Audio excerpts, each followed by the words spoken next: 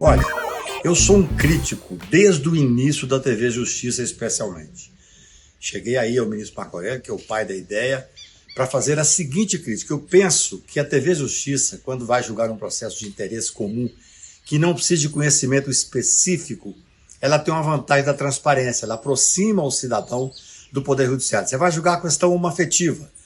A pessoa tem uma informação, tem uma formação, tem uma ideia sobre o que pensa desse assunto, independentemente de conhecer o processo, de estudar o processo a fundo. Vai discutir a questão dos índios. Eu acho que é importante que esse julgamento seja público e seja televisionado. O Brasil é o único país do mundo que televisiona as sessões do plenário do Supremo Tribunal Federal.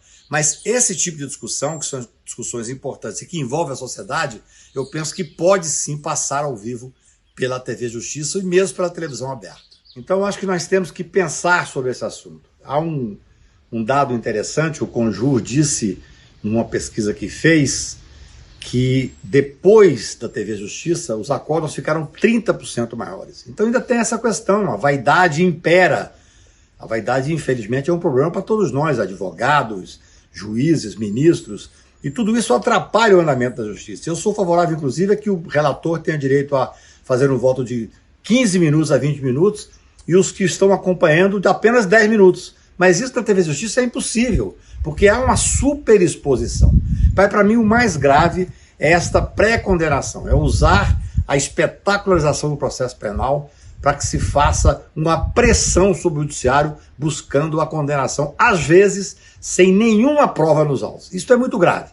Processo penal é fato, processo penal tem que ser enfrentado com muita tranquilidade. Eu penso que a TV Justiça, para os casos penais, é absolutamente negativo.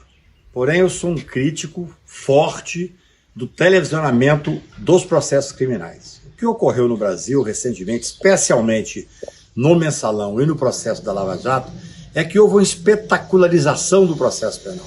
Isso é muito ruim. Quando você televisiona diretamente o processo penal, na verdade você está fazendo uma pré-condenação, que é grave, que você pressiona o Poder Judiciário, e você também tem uma condenação acessória sem previsão legal. Ou seja, a superexposição no processo penal já é uma condenação. Eu me lembro que no Mensalão eu advoguei para o Duda Mendonça e para Zilmar.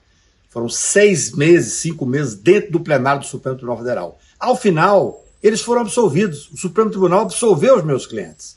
No entanto, para eles, no imaginário popular, eles viraram mensaleiros. Mais de uma vez eu vi as pessoas comentando: eu vi a sua atuação no Mensalão, gostei da sua sustentação oral. O Duda é um mensaleiro, não? Quer dizer, é um absurdo completo.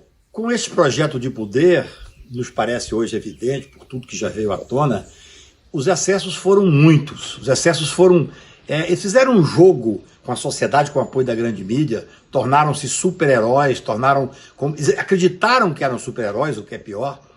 Mas o mais grave, talvez, seja a absoluta falta de preocupação em cumprir a legislação, como você bem pergunta, e cumprir a Constituição. O lawfare ali é evidente. Houve uma pressão enorme em cima do Poder Judiciário, uma instrumentalização do Poder Judiciário e uma instrumentalização do Ministério Público Federal. Tudo isso com graves consequências para o processo penal brasileiro, para a democracia brasileira, até porque, no meu ponto de vista, esse governo autoritário que nós estamos vivendo, esse governo de um presidente fascista, absolutamente descompromissado com o Estado Democrático de Direito, ele foi gestado nesses abusos da Lava Jato. É exatamente nesses abusos é que surgiu esse governo que hoje nós temos que enfrentar.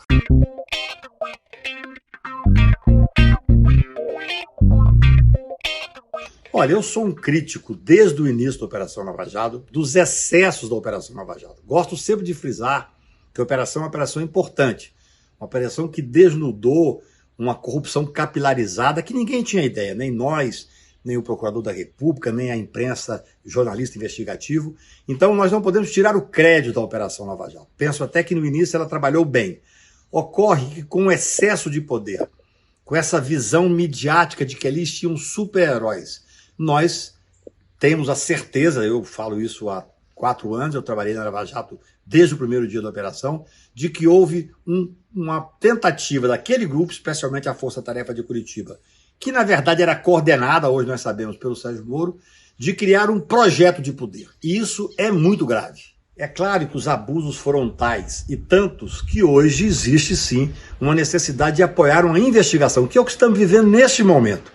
Quando começa a surgir o excesso que foi feito, nós estamos denunciando esses excessos desde o início, mas agora está ficando evidenciado. Então o novo procurador da República e os outros procuradores apoiavam esse grupo a qualquer custo. Nós não sabemos nem quanto custou a força-tarefa, quanto custa a força-tarefa. Não há ainda uma explicação exata para aquele fundo bilardário que eles queriam administrar. Então tudo isso tem que ser enfrentado. Olha, o refrão deles é: ninguém está acima da lei. E é um fato. Nesse ponto eles tinham razão. Então tem que ser feito esse enfrentamento, do meu ponto de vista, e esse enfrentamento poderá levar, sim, a uma condenação destes que abusaram, não tenho nenhuma dúvida. A parcialidade é evidente, o mau uso da legislação é evidente e a instrumentalização é absolutamente evidente. Então eu entendo que neste momento, com essa decisão do Procurador-Geral corretíssima, de dar uma satisfação à sociedade, todo mundo pode ser investigado, não é nenhuma, do meu ponto de vista, necessidade de pré-julgamento. Ao contrário, eu quero dar a esse cidadão, que ex-juiz, nefasto ex-ministro, e o grupo dele, os procuradores da Força Tarefa de Curitiba, todas as garantias que eles negaram aos réus durante todo esse período. Sem instrumentalizar, sem ter espetacularização, sem fazer pré-julgamento. E principalmente, se ocorrer, chegar a ponto de ter um processo, que eles têm o direito à ampla defesa. Agora o advogado do Moro já estava pedindo paridade de armas num determinado inquérito. Tudo que ele negou aos advogados, nós vamos dar a ele. E é o grupo dele, não tenha dúvida. Então acho que é um momento do Brasil fazer esse enfrentamento necessário. Ninguém está acima da lei.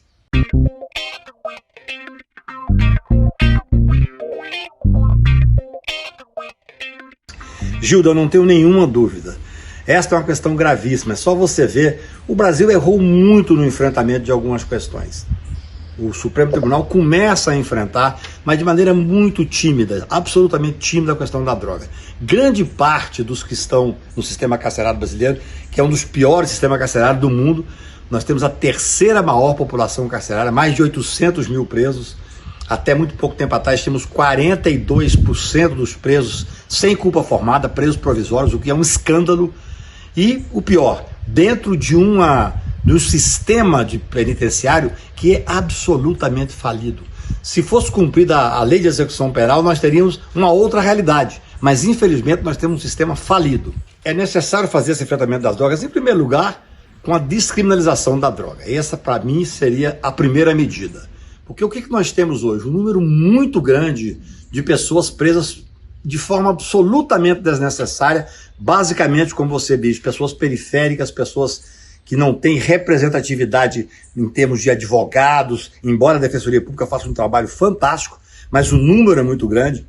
Então, um percentual grande de negros, de jovens e de mulheres.